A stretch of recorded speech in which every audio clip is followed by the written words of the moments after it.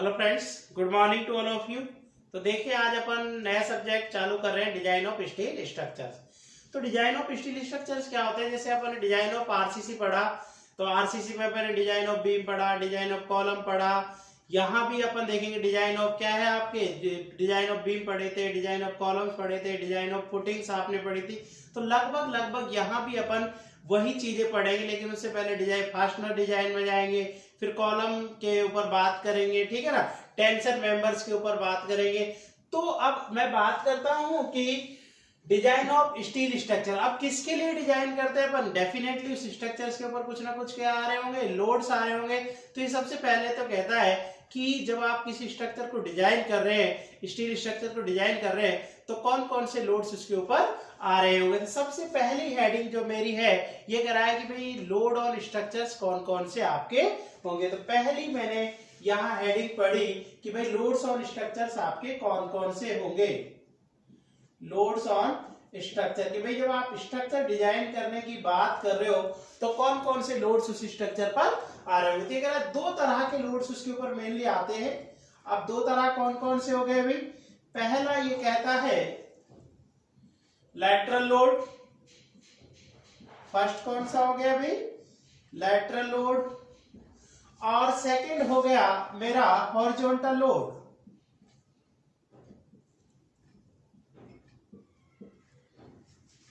अब lateral load का मतलब क्या है? जैसे ये कोई एक स्ट्रक्चर है, मान लो मैं कह रहा हूं कोई बीम ही है,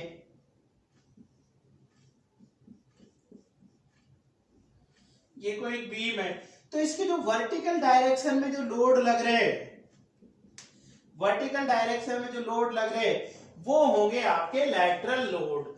अब लैटरल लोड्स कौन कौन से हो सकते हैं, इसके एग्जांपल्स क्या हो जाएंगे? देखो, इसका जो ये बीम है या कुछ भी कोई मेंबर है, या मैं कहूंगा कि ये जो मेंबर है इसका सेल्फ वेट, खुद का जो लोड है जिसको अपन सेल्फ वेट बोल सकते हैं, या ये डेड लोड की श्रेणी में आता है। मैं देखा कि एग्जांपल क्या हो जाएगा, कोई भी डेड लोड। अगर कोई व्यक्ति इसके ऊपर घूम रहा है या कोई, क्योंकि लोड्स अपन पढ़े, डेड लोड, लाइव लोड होते हैं। तो लाइव लोड क्या होता है? जो मूवेबल लोड्स होते हैं। तो सेकंड हो जाएगा मूवेबल लोड, मतलब लाइव लोड बोलूं, लाइव लोड और इंपोज लोड।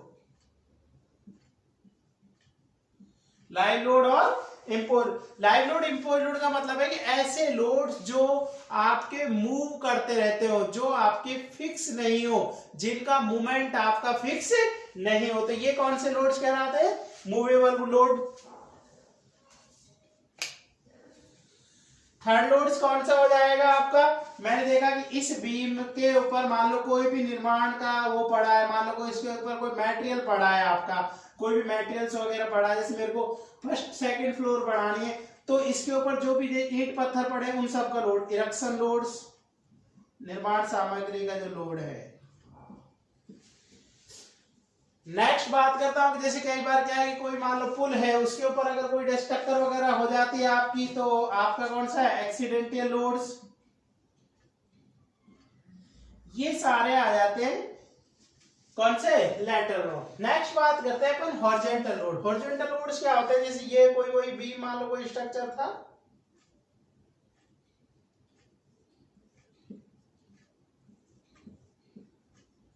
इसमें जो हॉरिजॉन्टल डायरेक्शन में लोड्स लग रहे होंगे,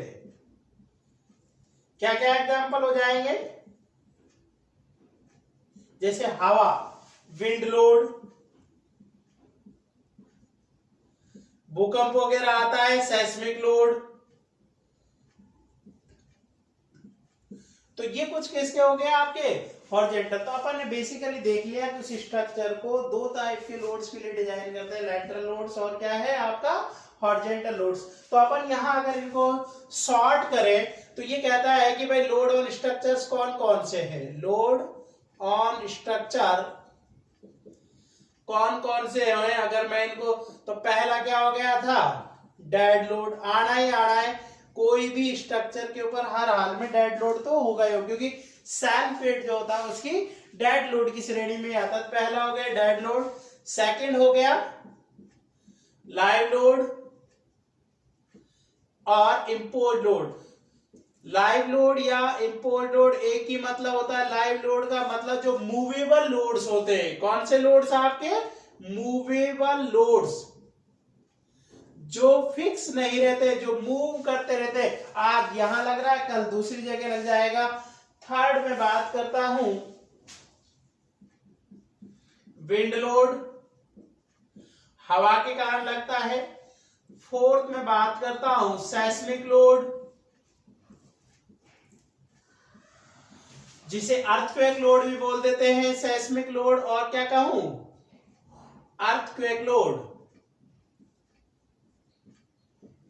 नेक्स्ट मैंने बात किया 5 नंबर इरेक्शन लोड, निर्माण सामग्री का जो भी होगा।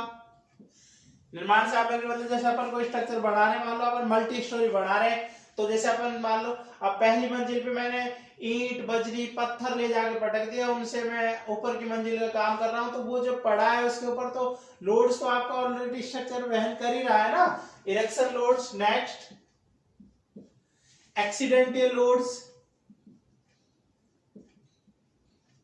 मान लो कोई ब्रिज वगैरह है, इसके ऊपर कोई 2 ट्रक भिड़ गए या 2 रेल्स के बीच में कोई जो है कोलैप्स होगी, टक्कर होगी आपका, तो इसके कारण जो लोड आएगा एक्सीडेंटल लोड्स। ऐसा नहीं हो कि भाई कोई ब्रिज पुल वगैरह पे 2 बस भिड़ गई और वो कोलैप्स लोड कंसीडर नहीं कर रहा होगा, तो बस जब भिड़ी तो स्ट्रक्चर ही आपका टूट जाए, ठीक है ना, तो एक्सीडेंटल लोड्स भी कंसीडर करेंगे।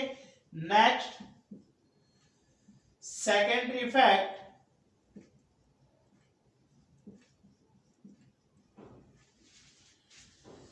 secondary effect resultant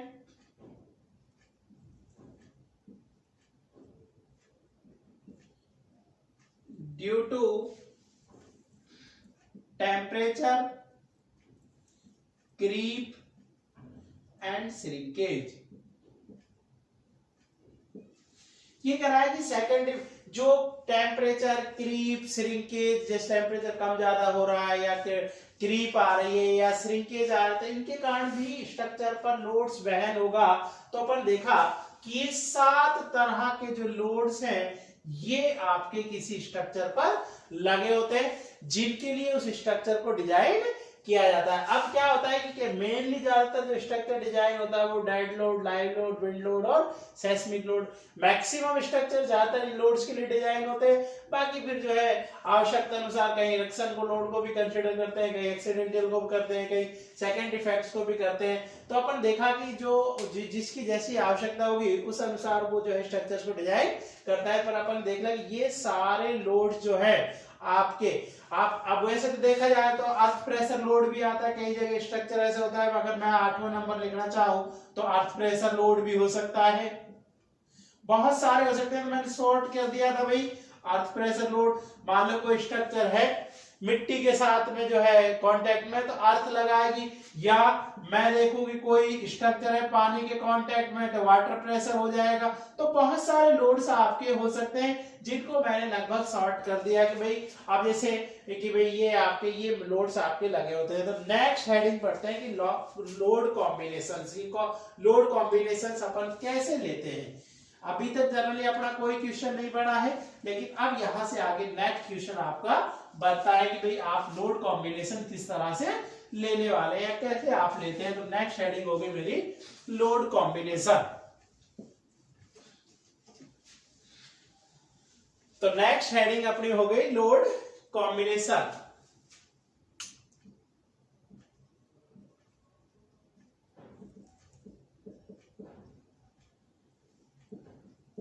load combination का मतलब कि जब कोई स्ट्रक्चर डिजाइन कर रहे हैं तो कौन कौन से लोड्स या लोड किस तरह से ले सकते हैं। तो ये कह रहा है कि हो सकता है कोई स्ट्रक्चर ऐसा हो जिसपे dead load plus live load आ रहा हो, DL dead load, LL live load, या आईएल बोल देते हैं इंपोज लोड, है ना। आईएल और एलएल एक ही मतलब है, लाइव लोड या इंपोज लोड।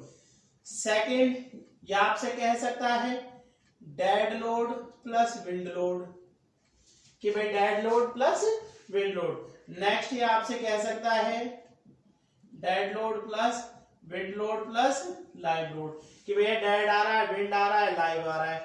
नेक्स्ट ये आपसे कह सकता है डेड लोड प्लस आपका जो है अर्थक्वेक लोड या सेस्मिक लोड बोलो EM। नेक्स्ट ये आपसे कह सकता है dead load plus live load plus earthquake load.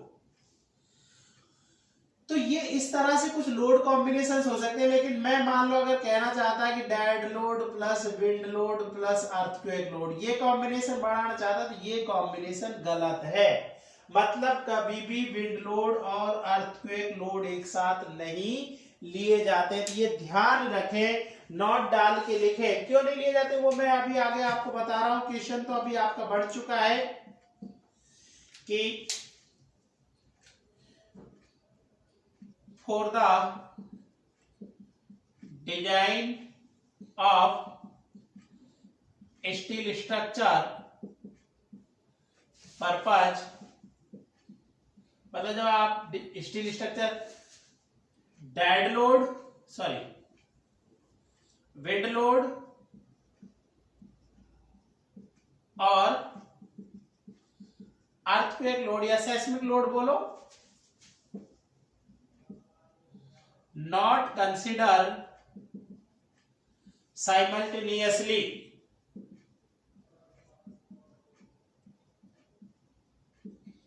ये वर्ड ध्यान रखना। साइमल्टेनियसली आपको कई बार काम आता है।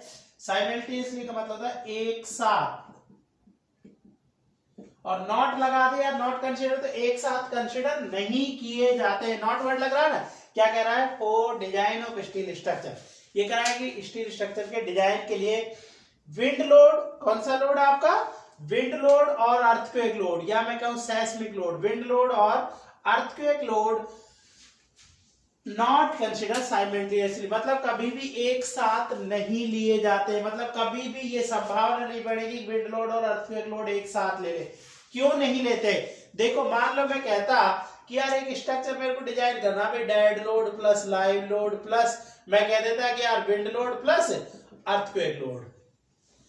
अब ये कहता है कि ठीक है डेड लाइव आ जाएगी, अब या तो विंड लो और या अर्थ लो, क्योंकि मतलब ये कहना चाहता है कि अब कॉम्बिनेशन एस ये गलत है। आप या तो ऐसे लो dead load plus live load plus wind load, या ये कहता है dead load plus live load plus earthquake load.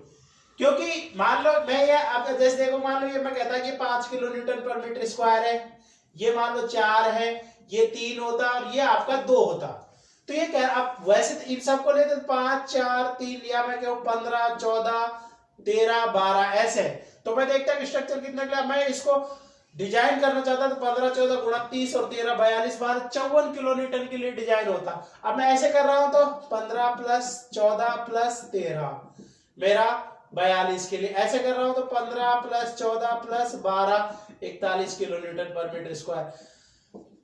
अब ये कह रहा है भाई क्यों नहीं करते, क्योंकि ये कह रहा है कि कभी भी अगर आप पास्ट के डाटा उठा के देखो, क्योंकि हमेशा जब भी कोई स्ट्रक्चर डिजाइन की बात करते हैं ये डिजाइनिंग कहां से आई, पीछे के डाटा के बेस पे तो आई, कोई स्ट्रक्चर कैसे फेल हुआ क्या हुआ। ये कह रहा पास्ट के डाटा उठा के देखो तो कभी भी पास्ट में ऐसा नहीं हुआ कि जब विंड और अर्थक्वेक एक साथ आए हो। मतलब ये पॉसिबिलिटी जो है वो बहुत कम रहती है कि भाई भूकंप भी आ रहा हो और तेज हवाएं भी चल रही। जब ऐसा हो ही नहीं रहा है तो दोनों लोडों को आप एक साथ क्यों लोगे, दोनों लोड से एक साथ क्यों कंसीडर करोगे, क्योंकि अगर आप दोनों लोड से एक साथ कंसीडर करते हो तो आपका स्ट्रक्चर बहुत ज्यादा हैवी बनेगा, जो आपका अनइकोनॉमिकल होगा, आपका वेस्टेज ऑफ मनी होगा।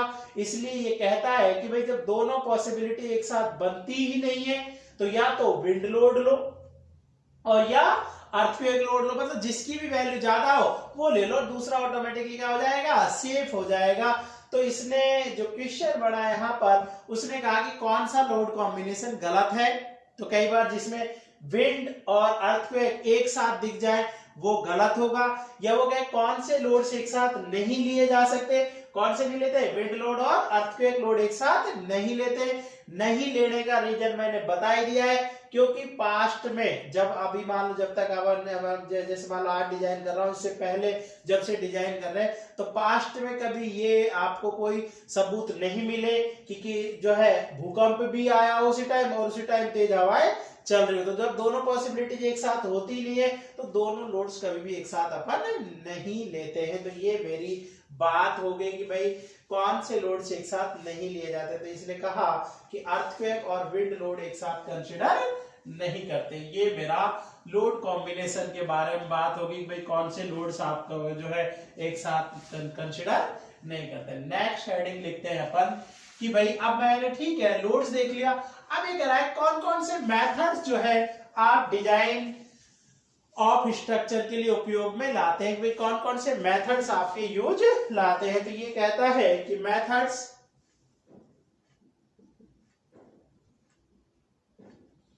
Use for design of steel structures.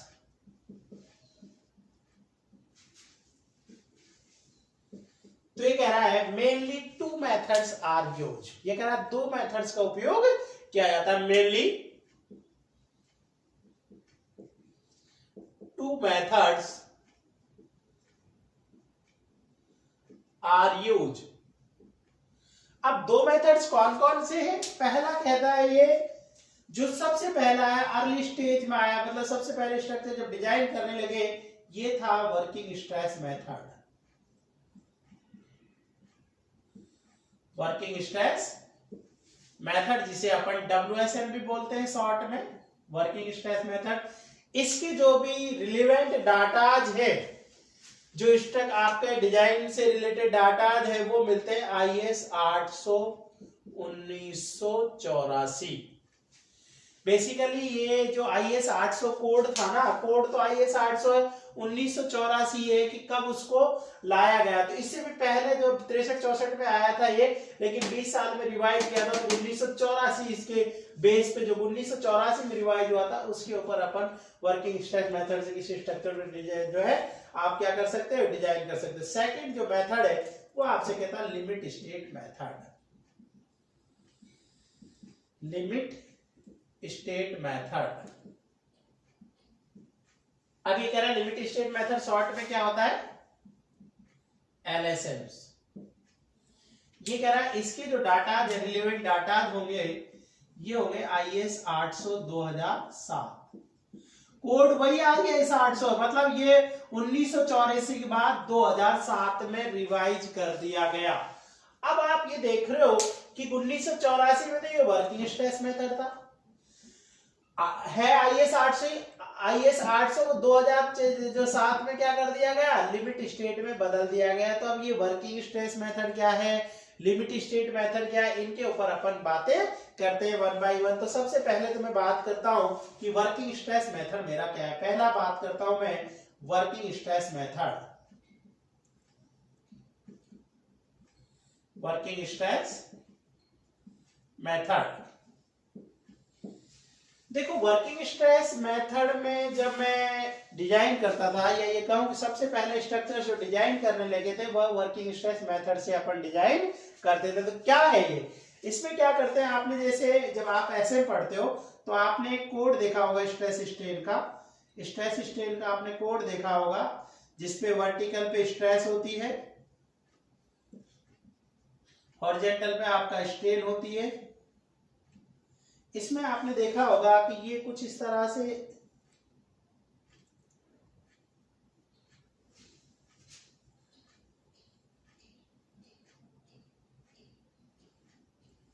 ये कुछ आपका कर्व था।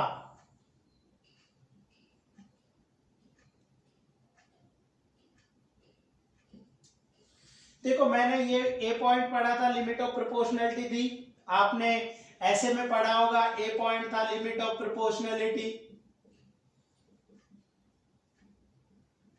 नहीं पढ़ा होता एक बार, ऐसे नहीं पढ़े हो देख लेना। बी पॉइंट होता है इलास्टिक लिमिट, ये सब अपन ऐसे में पढ़ चुके हैं। ये जो पॉइंट होते थे ये होता था यील्ड पॉइंट, जहां पर यील्ड होना चालू हो जाता था, स्ट्रक्चर फेल नहीं होता था लेकिन बढ़ना चालू हो जाता था। ये आपका कहलाता है यील्ड पॉइंट। ये था आपका यील्ड पॉइंट। ऐसे में पढ़ा होगा भाई, यील्ड पॉइंट था जिस पर यील्डिंग होना चालू हो जाती थी। मतलब एक तरह से डक्टिलिटी आने लग जाती थी, वो बढ़ने लग जाता था। तो वर्किंग स्ट्रेस मेथड में मैं क्या करता हूँ, यील्डिंग स्ट्रेस ही लेता हूँ, यील्ड पर ही वो फेल मान लेता हूँ। मैं ये मान लेता हूँ कि मेरा जो स्टील है वो यही फेल हो गया। जबकि मैं अगर वास्तव में देखूं तो स्टील की तो मैक्सिमम स्ट्रेंथ ये होती है, ये जिसको आप ये होती है अल्टीमेट स्ट्रेस। तो अल्टीमेट स्ट्रेस होती है, लेकिन मैंने जो वर्किंग स्ट्रेस मेथड में वास्तव में रेजिस्टेंस तो ये, एक्चुअल रेजिस्टेंस तो ये है, एक्चुअल रेजिस्टेंस तो ये है, और मैं WSM में यही फेल मान लेता हूं, WSM में मैं यही फेल मान लेता हूं भाई। अब ये कितनी होती है, जैसे मैंने देखा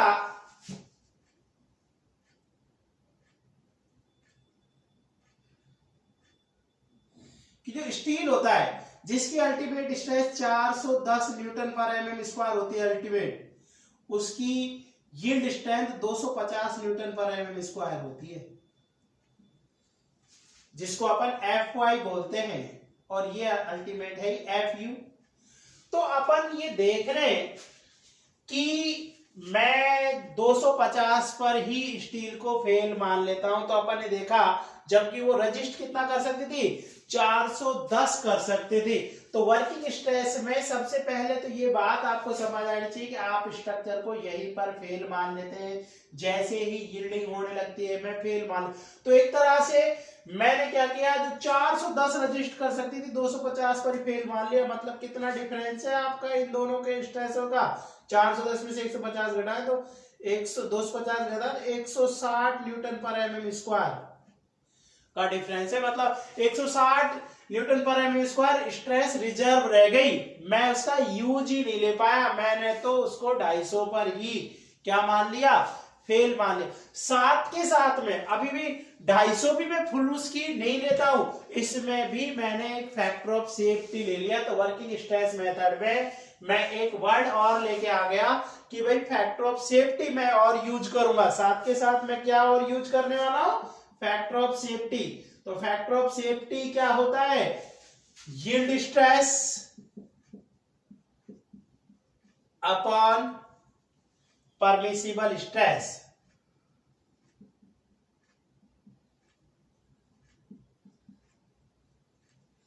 तो मेरी जो परमिसिबल स्ट्रेस आई,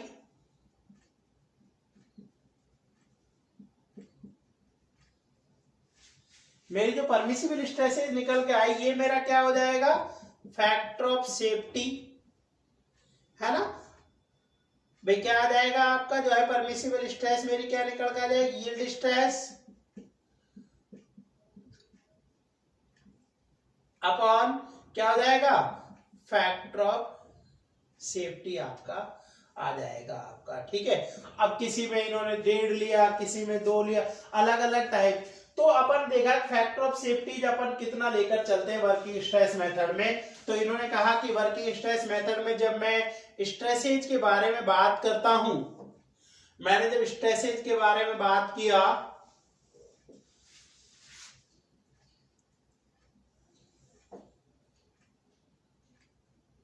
तो ये क्या था भाई, serial number, nature of stress,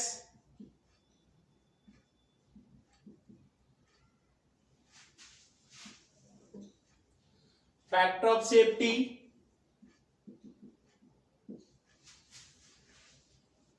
permissible stress,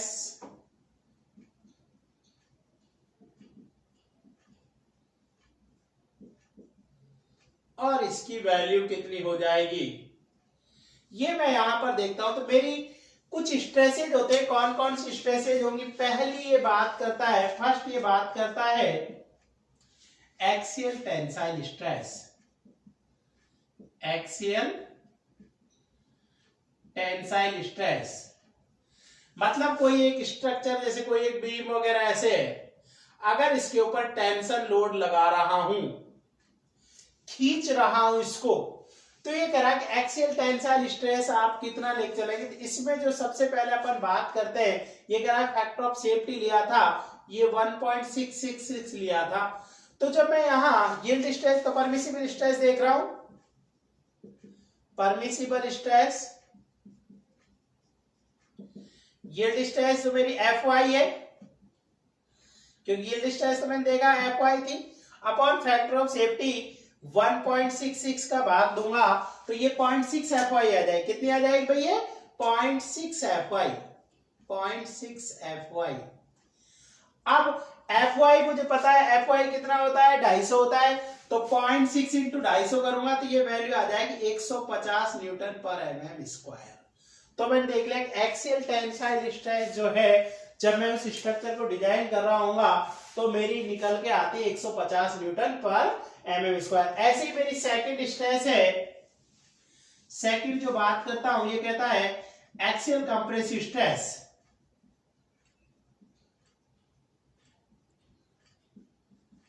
second मेरी क्या है?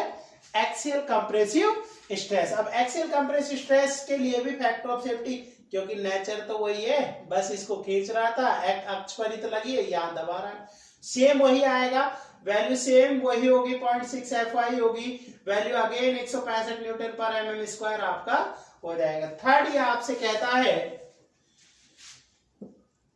Bending tensile stress, bending tensile stress. Fourth ये आपसे कहता है बेंडिंग कंप्रेसिव स्ट्रेस।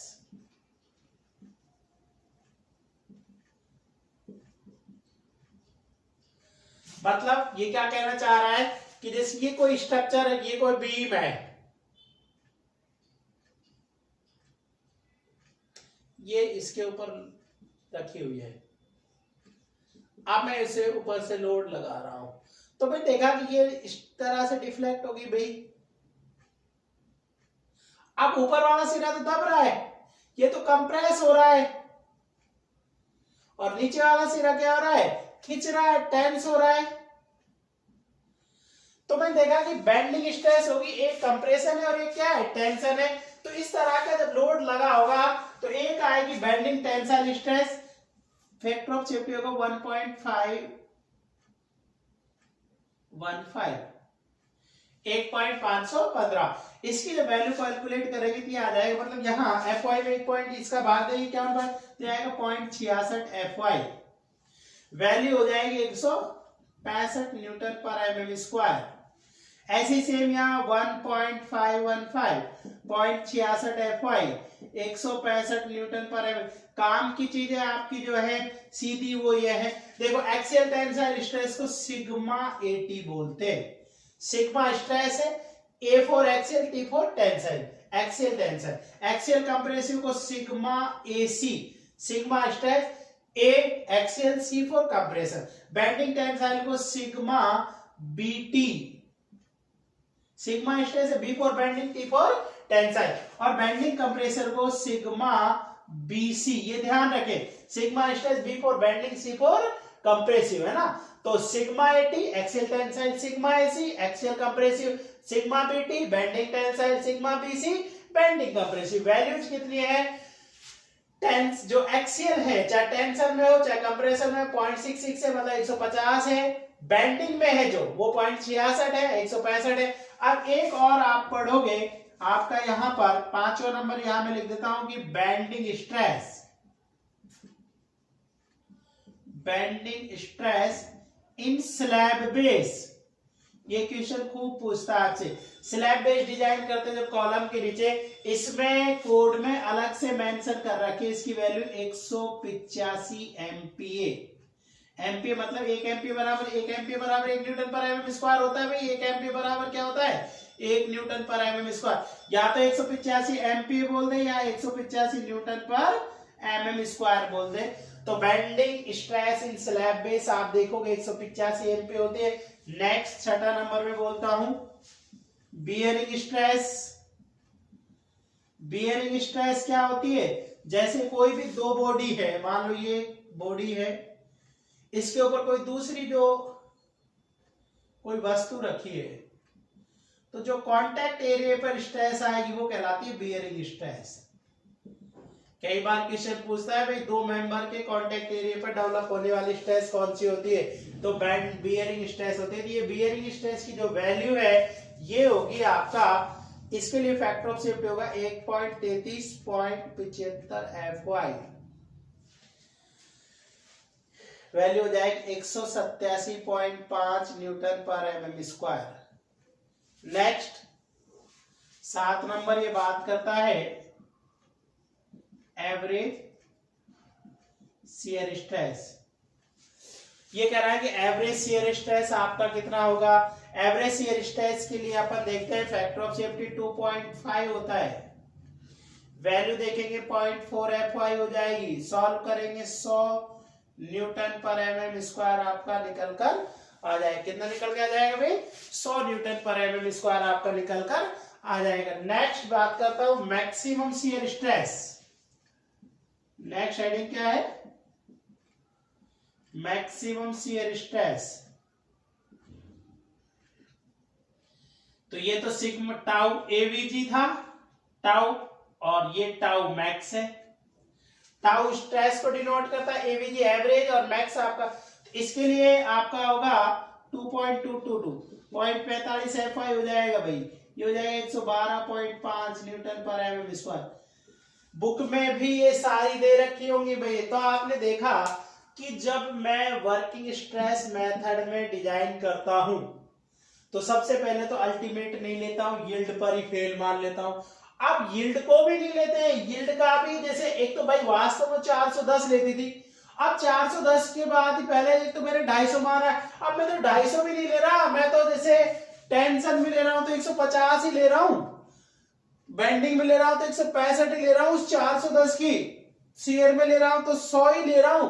तो अपन देखा कि जो उसकी रेजिस्टेंस कैपेसिटी थी उसको इतना कम मान लिया गया, जैसे मान लो वो टेंशन में 410 की जगह 150 पर ही फेल मान लेता था। तो अपन देखते थे कि स्ट्रक्चर का जो साइज है वो बहुत ज्यादा हैवी आता था, मतलब बहुत बड़े स्ट्रक्चर्स आपके इस मेथड से बनते थे। तो ये जो मेथड है अगर देखा जाए तो अनइकोनॉमिकल मेथड आपका होता है। तो अगर मैं इसके लिए बात करूं तो नोट डाल के मैं लिखना चाहूं तो ये कहता है कि जो जो वर्किंग स्ट्रेस मेथड है ये अनइकोनॉमिकल होता है, स्ट्रक्चर्स बहुत ज्यादा हैवी आते हैं। अगर वर्किंग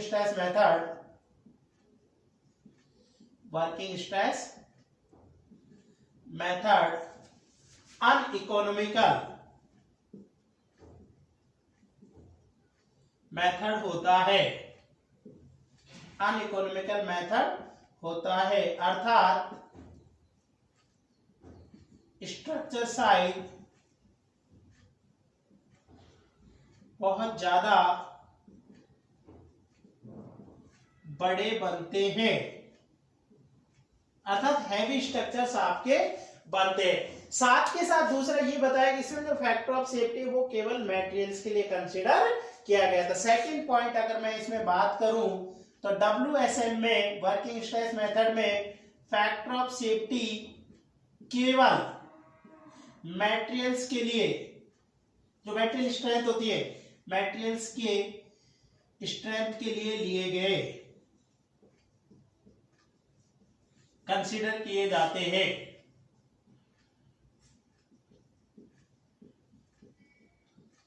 क्योंकि आगे लिमिट स्टेट में देखेंगे लोड्स के साथ भी फैक्टर ऑफ सेफ्टी लिए गए और मटेरियल के लिए भी लिए गए। तो ये मेरा पहला मेथड हो गया। कौन सा मेथड हो गया भाई, वर्किंग स्ट्रेस मेथड की। वर्किंग स्ट्रेस मेथड में अपन स्ट्रक्चर को डिजाइन करते हैं तो क्या चीज अपन देखते हैं। सेकंड मेथड मेरा होगा कौन सा, लिमिट स्टेट मेथड। तो सेकंड मेथड में बात करता हूं लिमिट स्टेट मेथड।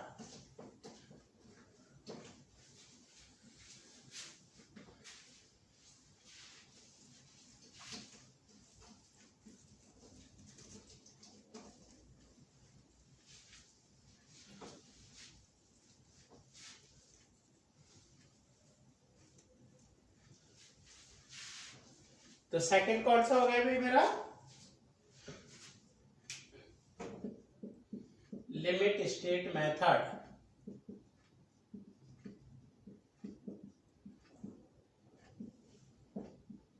तो तो लिमिट स्टेट मेथड में क्या करता था, देखो लिमिट स्टेट में जब मैं देख रहा था स्ट्रेस स्ट्रेन कर्व में देख रहा था, तो ये मेरा स्ट्रेस स्ट्रेन कर्व था भाई, ये मैंने यहां पर स्ट्रेस स्ट्रेन कर्व देखा था जो मेरा कुछ इस तरह से था।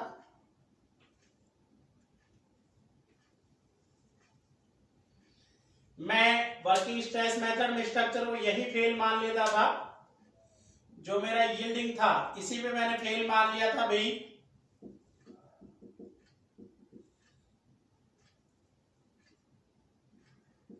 जो मेरी Fy थी, लिमिट स्टेट मेथड में क्या करते हैं अपन, लिमिट स्टेट मेथड में यहां फेल ना मानकर मैं उसको यहां फेल मानता हूं, मतलब उसकी अल्टीमेट स्ट्रेंथ तक मैं उसको जो है लोडेड करता हूं। तो ये जो Fu थी यहीं पर फेल मानता हूं। तो एक तरह से मैंने ये देखा कि जो ये वाली स्ट्रेस थी उसकी, जो उसकी ये रिजर्व स्ट्रेस थी 160 न्यूटन पर एमएम स्क्वायर, ये मैं इसमें यूज करता हूं, एक तरह से उसे मैं अल्टीमेट वाली फेल मानता हूं। लेकिन साथ के साथ में कुछ फैक्टर ऑफ सेफ्टी जो है अपन उपयोग में लाते हैं, लोड्स के लिए लाते हैं, और कुछ किसके लिए लेकर आते हैं अपन, जो है उसके रेजिस्टेंस, जो उसकी स्ट्रेंथ है, उसकी स्ट्रेस है, उसके लिए अपन लेकर आते हैं। तो लिमिट स्टेट मेथड में सबसे पहले तो अपन दो चीज चेक करते हैं, लिमिट स्टेट ऑफ कोलैप्स, कि भैया जो स्ट्रक्चर है ना वो कोलैप्स नहीं होना चाहिए, और सेकंड चेक करता हूं लिमिट स्टेट ऑफ, जिसको अपन रप्चर भी बोलते हैं, लिमिट स्टेट ऑफ कोलैप्स बोलूं या रप्चर बोलूं, है ना। नेक्स्ट अपन बात करते हैं लिमिट जो है सर्विसिबिलिटी,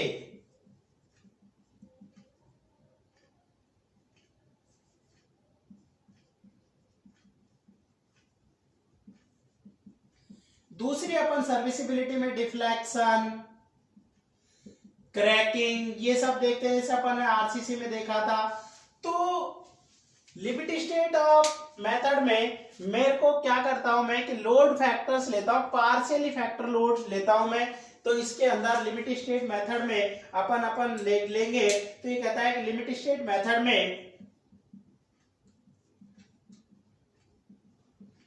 लिमिट स्टेट मेथड में स्ट्रक्चर्स को डिजाइन करते समय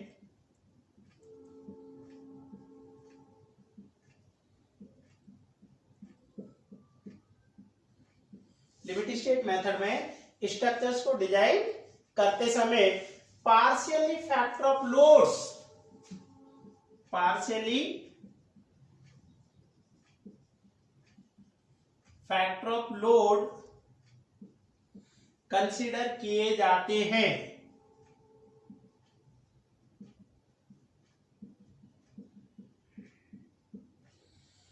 अब ये कह रहा है कि partial factor of load consider करते हैं अपन, partial factor of safety, sorry, partial factor of safety consider किए जाते हैं। अब ये कह रहा है इनकी सहायता से डिजाइन वैल्यू ज्ञात करने के लिए लोड्स का इनसे मल्टीप्लाई हो जाता है और जो रेजिस्टेंस है वो इनसे डिवाइड हो जाती है। तो ये कह रहा है कि लिमिट स्टेट मेथड में,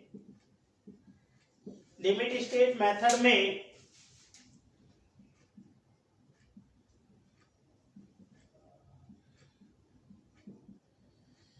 डिजाइन वैल्यू प्राप्त करने के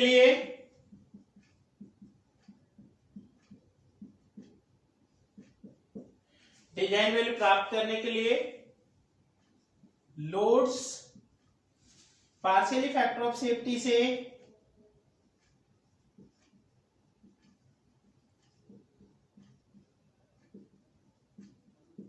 मल्टीप्लाई होते हैं, मतलब समझाऊंगा अभी,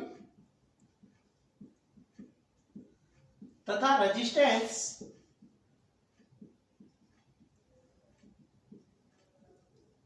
क्या होती है, जो स्ट्रेस होती है, डिजाइन वैल्यू प्राप्त करने के लिए, तथा रेजिस्टेंस क्या होती है, डिवाइड, भाग लग जाता है।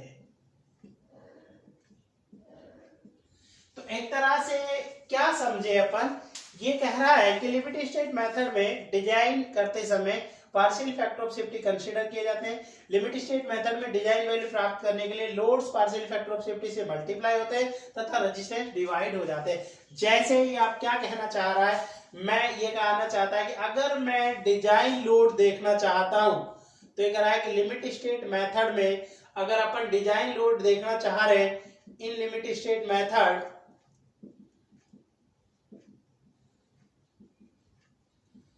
ये कह रहा है जो डिजाइन लोड होंगे वो कैसे ज्ञात करेंगे, कह रहा पार्शियल फैक्टर ऑफ सेफ्टी जिसे गामा से अपन वो करते हैं, पार्शियल फैक्टर ऑफ सेफ्टी जो है गामा से डिनोट करते हैं इस तरह से। ये कह रहा है कि कैसे ज्ञात करेंगे, ये कह रहा है कि डिजाइन वो करते समय जो स्ट्रक्चर में जो है लोड जो है आपके क्या हो जाते हैं, मल्टीप्लाई हो जाते हैं। तो working load into partial factor of safety,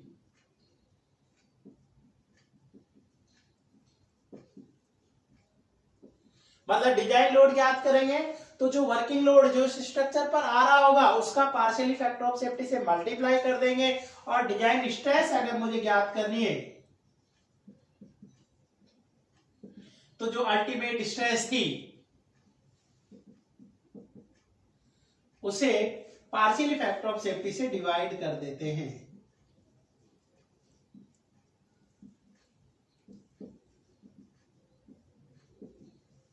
क्यों करते हैं ऐसा, तो एक तरह से, और मैं अगर यहां नोट डाल के लिखना चाहूं तो ये कहता है कि एक तरह से एलएसएम में लिमिट स्टेट मेथड में स्ट्रक्चर डिजाइन करते समय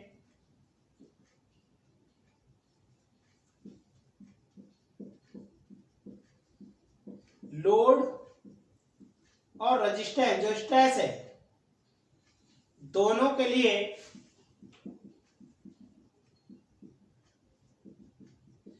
फैक्टर ऑफ सेफ्टी जो पार्शियल फैक्टर ऑफ सेफ्टी है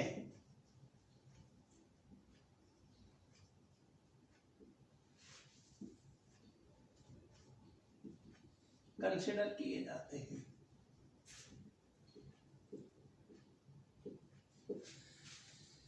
तो दोनों में बेसिक डिफरेंस क्या था, देखो जो वर्किंग स्ट्रेस मेथड था उसमें जो फैक्टर ऑफ सेफ्टी लिया था वो केवल स्ट्रेस के लिए लिया था, उसको इतना ज्यादा कम कर दिया था जैसे जो आपका 410 पर स्टील फेल होती थी उसको कई शियर में 100 पर ही फेल मान लिया था, टेंशन में 150 पे मान लेते थे, बैंडिंग में 165 पे मान लेते थे। लिमिट स्टेट में क्या करते हैं कि कुछ तो स्ट्रेस के लिए पार्शियल फैक्टर ऑफ सेफ्टी ले लिए और कुछ लोड्स के लिए ले ले। तो जैसे अपन वहां देखा था, जैसे जो वर्किंग स्ट्रेस में करा था तो डिजाइन स्ट्रेस निकाली थी तो अपनी जो उसकी यील्ड स्ट्रेस थी उसमें अपन ने फैक्टर ऑफ सेफ्टी का भाग दे दिया था। तो यहां भी वही कर रहे हैं एक तरह से, वहां यील्ड वैल्यू ली थी, इसमें अल्टीमेट लेते ultimate upon partial factor of safety, वहां क्या किया था आपका जो yield stress upon factor of safety कर दिया था। साथ के साथ लोड्स के लिए भी लेते design load working load into partial factor of safety. मतलब क्या हुआ कि भाई जो लोड है जितने के लिए ले, जैसे अपन ने क्या है कि डिजाइन कर रहे हैं 50 किलोमीटर के लिए तो अपन डिजाइन लोड कितना लेंगे 50 नहीं लेंगे, 50 वर्किंग है into partial factor of safety. मान लो पार्शियल फैक्टर ऑफ सेफ्टी 1.25 ले रहे हैं तो 50 गुणा 1.25 करेंगे 62.5 हो जाएगा। मतलब उस स्ट्रक्चर के ऊपर 50 आ रहा है तो उस स्ट्रक्चर को 50 के लिए नहीं करूंगा मैं 62.5 के लिए डिजाइन करूंगा। मैं ये मानूंगा यार कभी इससे थोड़ा बहुत ज्यादा भी आपका लोड से आ सकता, लेकिन ये कंफर्म है कि इसमें स्ट्रक्चर साइज बहुत ज्यादा बड़े आते हैं और इसमें स्ट्रक्चर साइज जो है बहुत छोटे आते हैं इसकी तुलना में, लेकिन सेफ होते हैं। सेफ तो इसमें तो है ही, ये तो ओवर सेफ थे, ये बहुत ज्यादा ओवर सेफ थे, अनइकोनॉमिकल स्ट्रक्चर थे।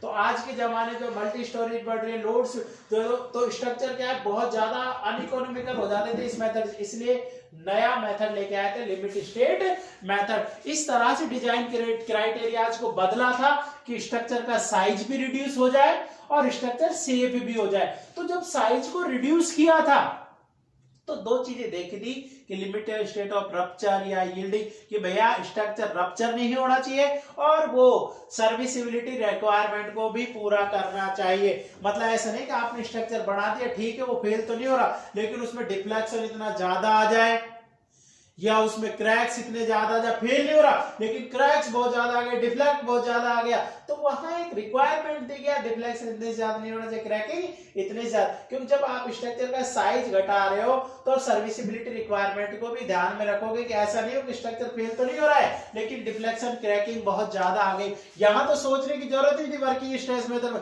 वर्किंग में तो उसके साइजे इतने ज्यादा थे कि मतलब ही नहीं है कि उसमें डिफ्लेक्शन आ जाए, मतलब ही नहीं है उसमें क्रैकिंग आ जाए, तो यहां तो मैं चेक ही नहीं करता था, यहां मुझे चेक करने की जरूरत पड़ेगी भाई इसमें मैं जब उसके साइज को रिड्यूस करा रहा हूं तो सर्विसिबिलिटी की कंडीशंस को भी वो सेटिस्फाइड करना चाहिए। तो मैंने इस लेक्चर में आपको ये बताने की कोशिश की है कि जो दो मेथड है जो आप IAS 800-1984 पढ़ते हैं वो वर्किंग स्ट्रेस मेथड था, उसमें अपन कौन सी स्ट्रेस के ऊपर लेकर स्ट्रक्चर्स को डिजाइन करते थे, यील्डिंग पर ही फेल मान लेते थे।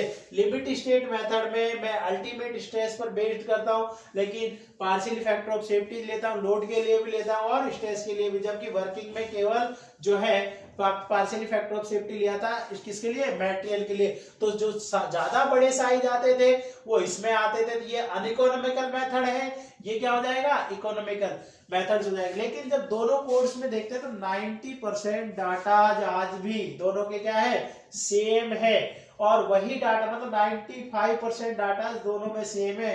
मिनिमम पिच क्या है, मिनिमम डिस्टेंस क्या है, मतलब बहुत सारी चीज, कुछ डिफरेंट है, तो ज्यादातर आज भी डाटा सब वही पूछे जाते हैं, तो दोनों में इनमें मैच करते हैं। तो अपन पहले IAS 800-1984 के ही सारे डाटा बढ़ाएंगे, इन्हीं से अपन स्ट्रक्चर को क्या करेंगे, डिजाइन करेंगे, फिर जो भी जरूरत होगा अगर कुछ लिमिट स्टेट में कुछ एडिशनल डाटा लिखाने होंगे तो अपन आगे आपको लिखा देंगे।